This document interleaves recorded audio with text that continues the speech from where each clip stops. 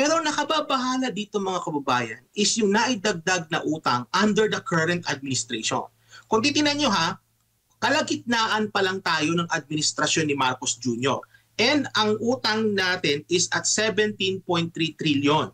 Kung ibabawas niyo po yan doon sa 12.79 na iniwan ni Pangulong Duterte, kalagitnaan ng administrasyon ni Marcos Jr., ang naidagdag na niya is 4.5 trillion na.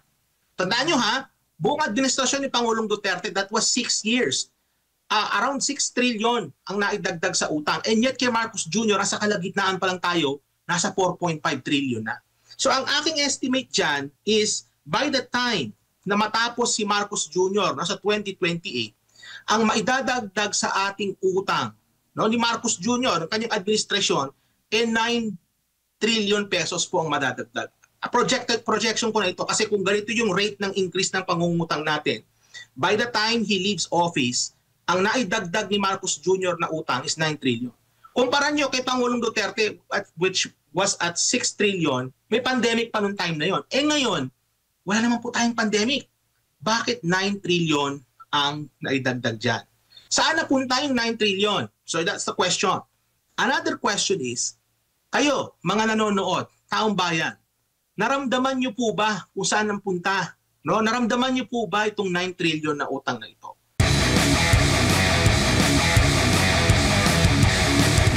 Sa proposed national budget po natin, mahigit 6 na trilyong piso po yan. Papaano popondohan doon sa kanilang mga presentation na kahapon kung na-monitor po ninyo, ano ho ba ang nakikita po ninyong magiging sources? Sapat ho ba yung mga resources natin para pondohan nga itong budget natin sa susunod na taon? Ako yung nababahala, Jade, kasi kung makikita natin, I think meron tayong slides dyan meron akong pinadalang slide. Punta tayo sa slide number, kung di ko nakamali, baka 4 or 3 yun. Kung saan makikita natin yung hindi yan, yung isa pa. Yes, that one. Okay, mga kababayan, ito nakikita po ninyo sa inyong screen, yan po ay galing po yan sa kanila kahapon. Kasi pinanood ko po yung naging proceedings yan yesterday. And ito yung pinakita ng Department of Finance in terms of kumbaga, yung sitwasyon natin ngayon, makikita natin for 2025 for example, ang government revenue ay nasa 4.5 trillion, and ang expenditure natin ay nasa 6 trillion. Ang deficit po ay nasa 1.56 trillion. So may deficit, at makikita po ninyo for 2026 yung deficit pina-project nila na lalaki. So mukhang ang aking sa pantaha dito, Jade, is ina-anticipate na nila na for budget 2026, magiging mas mataas ang paggastos ng gobyerno kaysa sa pagkukolekta nila ng revenue. So pinoproject nila ng mas malaking deficit. And in fact, over the next few years, makikita po ninyo sa 2027 onwards, yung deficit paliit ng paliit. Pero I highly doubt na mangyayari yan. Kasi yan din ang sinasabi nila back in 2023. Sabi nila may bababa ang deficit, and yet hindi po itong nangyari. In fact, mula 2022 hanggang sa kasalukuyan, yung ating pong budget deficit ay lumalaki ng lumalaki. Ibig sabihin po niyan, mga kababayan, mas mataas po ang paggastos ng ating gobyerno kaysa po doon sa kanilang kita. So ibig sabihin niyan, meron pong tinatawag na kawalan ng disiplina sa paggastos. Kasi ang dapat po na nangyayari dyan, in fact, ang goal po ng Philippine Development Plan was to actually lower yung ating deficits over the years. Kailangan bumababa po yan. Pero ang nakikita po natin ay hindi po ito nangyayari, lumalaki ng lumalaki. So ang tanong, bakit po ito lumalaki? Ito ba'y dahil dun sa mga insertion ng ating mga mambabatas, kaya lumalaki yung kinakailangang budget ng ating gobyerno? And then ang related question dyan, Jade, saan natin kukuhain yung kakulangan? At dyan napapasok yung pangungutang. So pakita nga natin yung slide number 3. Meron ako slide dyan na galing din sa kanila yan yesterday. Pinakita ito ng Department of Finance, yung ating pangungutang. Hindi yan, yung isa pa, yung about debt. I think slide number 2 yon. Kung di ako yes, that one. Okay. So kung titingnan niyo po mga kababayan, ito sa screen natin, ito yung datos across different administrations. Mula kay Marcos Sr. hanggang ngayon kay Marcos Jr. So ilang presidente yan? 1, 2, 3, 4, 5, 6, 7. No? 7 presidente yan. And 8 kasama si Marcos Jr. So makikita po ninyo dito yung debt accumulation. No? Kung gaano karaming utang ang naidagdag ng mga iba't ibang administrasyon. At makikita nyo rin dito yung debt to GDP ratio, no? Yung laki ng utang ng ating bansa relative dun sa laki ng ating ekonomiya. Focus po tayo dyan sa column na sinasabing NG, debt to GDP ratio in percent. Makikita po ninyo, no? Across the 8 administrations, si Marcos Jr. ang may pinakamataas na debt to GDP ratio at 63.07%. And it's still counting. Tumataas pa po yan ng tumataas. At kung titingnan po ninyo yung debt accumulation, ito po yung naidagdag, no, na utang ng mga administrasyon. I want to focus sa pagkukumpara dito doon sa administrasyon ni Pangulong Duterte at ni Pangulong Marcos Jr. sa kasalukuyan. Ang naidagdag po ng Duterte administration sa utang ng bansa ay nasa 6.8 trillion. No? Kasi mula iniwan ni Pinoy was 5.95 trillion. Nung umalis si Pangulong Duterte, it was at 12.79 trillion. Ang naidagdag ni Pangulong Duterte was 6.84 trillion sa utang natin. And alam naman natin na kung bakit naging ganyan yan, it's because nagkaroon ng pandemic. So ano na yan, history na yan. Pero nakababahala dito mga kababayan is yung naidagdag na utang under the current administration. Kung titingnan nyo ha, kalagitnaan pa lang tayo ng administrasyon ni Marcos Jr. And ang utang natin is at 17.3 trillion. Kung ibabawas niyo po yan doon sa 12.79 na iniwan ni Pangulong Duterte, kalagitnaan ng administrasyon ni Marcos Jr., ang naidagdag na niya is 4.5 trillion na. Tandaan nyo ha, buong administrasyon ni Pangulong Duterte, that was 6 years. Around 6 trillion ang naidagdag sa utang. And yet kay Marcos Jr., sa kalagitnaan pa lang tayo, nasa 4.5 trillion na. So ang aking estimate dyan is by the time na matapos si Marcos Jr. nasa 2028, ang maidadagdag sa ating utang, no, ni Marcos Jr., ng kanyang administrasyon, 9 trillion pesos po ang madadagdag. Projection ko na ito kasi kung ganito yung rate ng increase ng pangungutang natin, by the time he leaves office, ang naidagdag ni Marcos Jr. na utang is 9 trillion. Kumpara nyo kay Pangulong Duterte, which was at 6 trillion, may pandemic pa noong time na yon. Ngayon, wala naman po tayong pandemic. Bakit 9 trillion ang naidagdag dyan?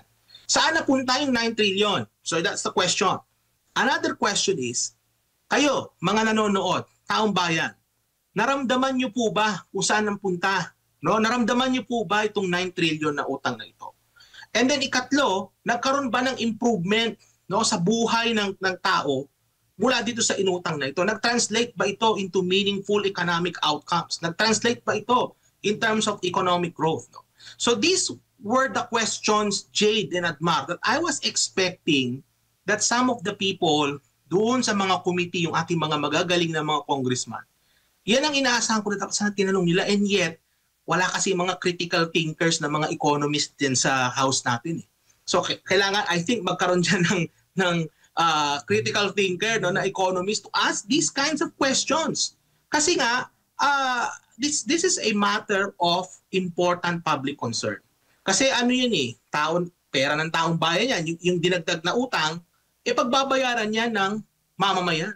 At yan ay pagbabayaran niya ng mga susunod pa ng administrasyon at henerasyon ng mga Pilipino. Kaya nga, alam mo, Jay, nakakaawa dito yung susunod na administrasyon. Kasi ang magmamanan yan, sila.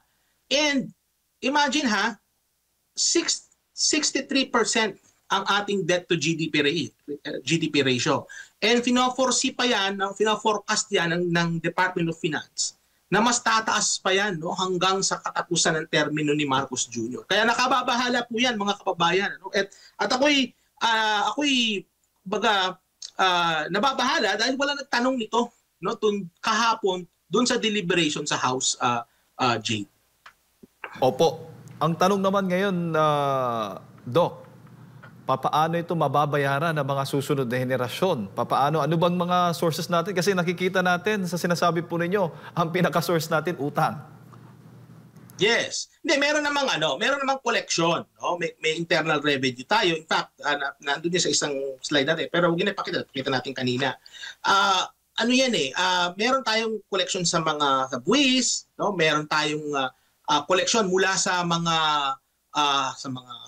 PAGCOR halimbawa, no? Meron din sa mga GOCCs. At syempre meron ding mga pangungutang. Kaya alam mo, Jade, the first order of business, I think, ng susunod na administration is to ask all agencies of government kung magkano ang kanilang matitipid. Kasi mukhang sa susunod na administration, isa sa mga focus dapat ng gobyerno na yan is to actually lower our debt obligation. Kasi pag mataas, Jade, ang ating debt obligation, nakakahila ito pababa ng paglago ng ating ekonomiya. Kasi imbes halimbawa na yung pera ng gobyerno na mapunta sa mga productive na mga proyekto, napupunta lang ito sa pagbabayad halimbawa ng interest ng inutang. So yun.